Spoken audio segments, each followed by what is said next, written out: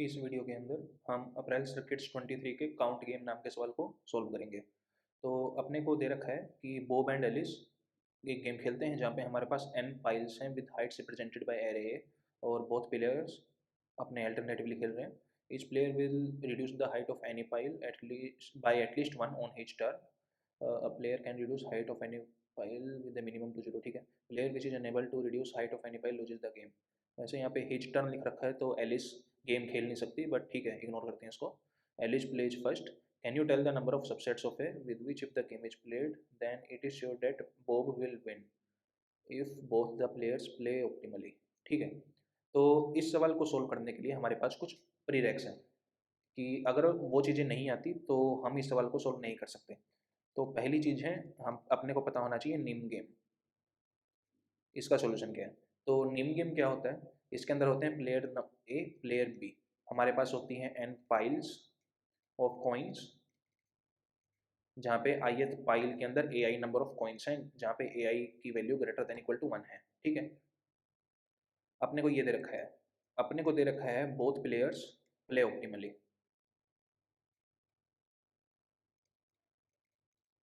ठीक है, और अपने को क्या दे रखा है, विनिंग कंडीशन लूजिंग कंडीशन क्या है। तो प्लेयर कांट मूव या can't make a move, player हार जाएगा, प्लेयर हार गया। ठीक है, और मूव करने का मतलब क्या है, सबसे पहला step choose any one pile,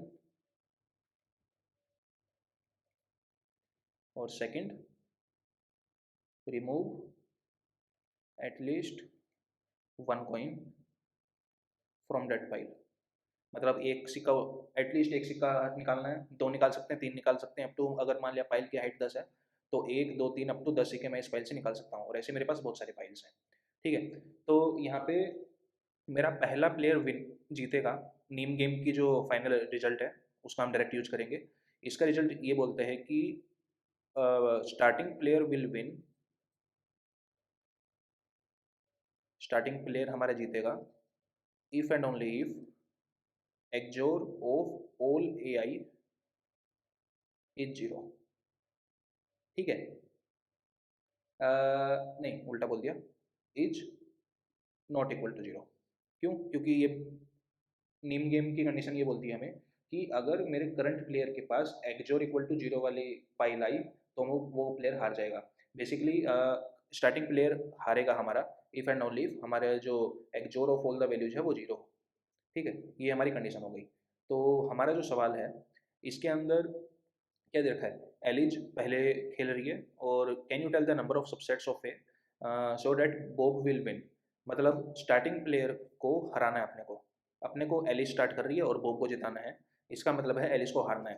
तो एलिस हमारी स्टार्टिंग प्लेयर है और starting player will lose if and only if XOR of all A I is zero. तो हमारी प्रॉब्लम किस में रिड्यूस हो गई, find the number of subsets of array A such that XOR of those values is zero. ठीक है, हमारी problem इसमें रिड्यूस हो गई। जो ये मेजर पोर्शन था नीम गेम वाला, ये हमारा हमने कन्वर्ट कर दिया एक्जोर प्रॉब्लम में। ठीक है, अब आगे चलते हैं। तो इसके अंदर हमें कंस्ट्रेंट्स क्या दे रखे हैं, कंस्ट्रेंट्स हमारे दे रखे हैं कि एन हमारा 10 की पावर 5 से छोटा होगा और ए आई की वैल्यू 10 की पावर 6 से छोटी होगी। इसका मतलब ये है कि अगर मैं डी पी अप्रोच लगाऊँ, डी पी अप्रोच के अंदर मेरी टाइम कॉम्प्लेक्सिटी जाएगी 10 की पावर 5 गुना में 10 की पावर 6, अप्रोक्सीमेटली 10 की पावर 11, जो कि मेरी देगी टी एल ई। तो अपने को एक और ट्रिक लगानी पड़ेगी इसमें। ठीक है, पहली मेजर ट्रिक तो ये थी प्रीरेक कि निम गेम हमें पता होना चाहिए, और इसके अंदर दूसरी ट्रिक है जो हमें पता होना चाहिए, वो है अपनी जोर बेसिज, एक जोर बेसिज।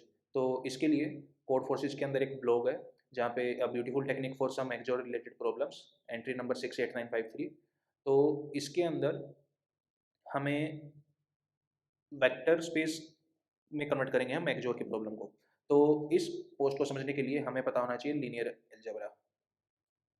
लीनियर एल्जेब्रा के अंदर क्या क्या चीज़ें, स्पैन, बेसिज, डायमेंशंस।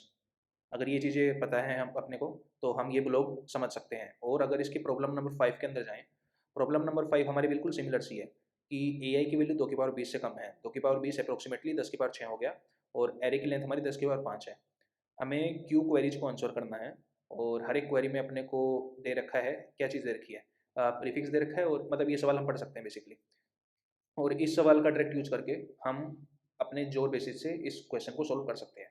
तो मान लिया, एज्यूमिंग हमने वो ब्लॉक पढ़ लिया, हमारे पास फाइनली क्या आएगा।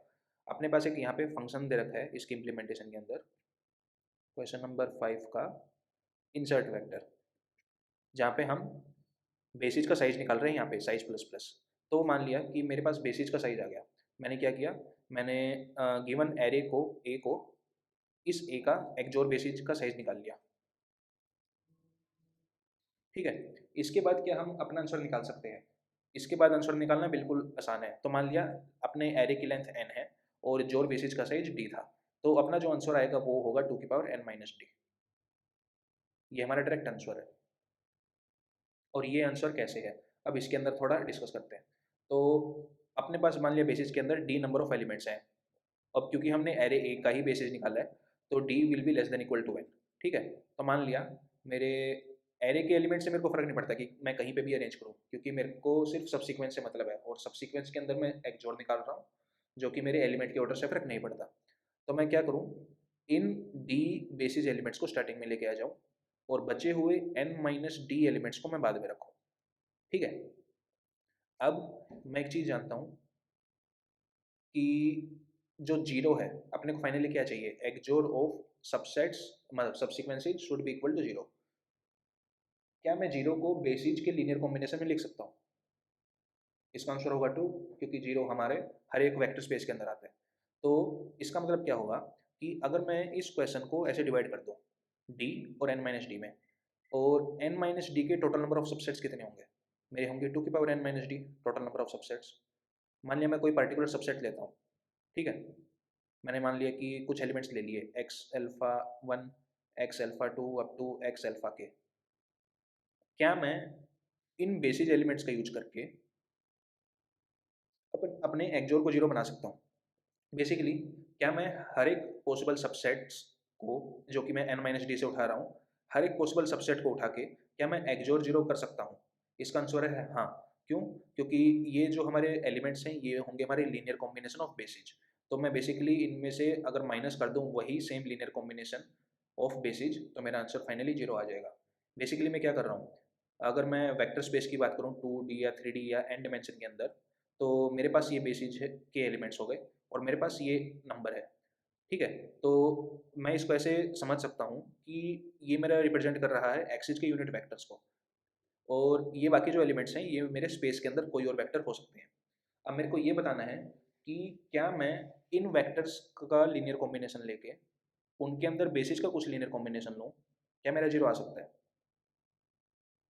और मेरा आंसर होगा हाँ। और इसके अंदर लीनियर कॉम्बिनेशन की बात क्यों कर रहा हूँ मैं, क्योंकि जो ये फील्ड है इसके अंदर या तो मेरा जीरो आ सकता है या वन आ सकता है मल्टीप्लिकेटिव फैक्टर के अंदर। मतलब कि लीनियर कॉम्बिनेशन निकालने के लिए या तो जीरो इंटू वी वैक्टर होगा या वन इंटू वी वैक्टर होगा। ठीक है, और प्लस वन माइनस वन यहाँ पे सेम है। तो ये सब कुछ एक्सोर बेसिस के अंदर कवर होते हैं। तो बेसिकली हम कोई भी सबसेट उठा सकते हैं। मान लिया मेरे पास x alpha 1, x alpha 2, x alpha k है, इनका मैं लीनियर कॉम्बिनेशन लूँ, मतलब इनको मैं इंक्लूड कर लूँ, तो मैं बेसिकली इन सब का एक जोड़ ले लूँ, मेरे पास जो वैल्यू आएगी वो मेरी बेसिस के कुछ ना कुछ लीनियर कॉम्बिनेशन से मिलके बनेगा और मैं इसको जीरो कर सकता हूँ। तो बेसिकली मैंने क्या किया है, 2 की power n minus D subsets से मेरा आंसर आ चुका है। क्यों? क्योंकि मैं कोई भी सबसेट उठाऊँ उसके कॉरस्पॉन्डिंग मैं बेसिस के यहाँ से कुछ एलिमेंट उठा सकता हूँ और मेरा आंसर आ जाएगा। तो इक्विवेलेंटली मेरे पास क्या हो गया कि 2 की power n minus D subsets के हर उसके कॉरस्पॉन्डिंग मेरे पास मैं जीरो ला सकता हूँ और मेरा आंसर आ चुका है। मैं इसको एक्सपेंड नहीं कर सकता क्योंकि बेसिस ही हमारा एक ऐसा मिनिमम सबसेट है जिसके लीनियर कॉम्बिनेशन से सारे एलिमेंट जनरेट होंगे।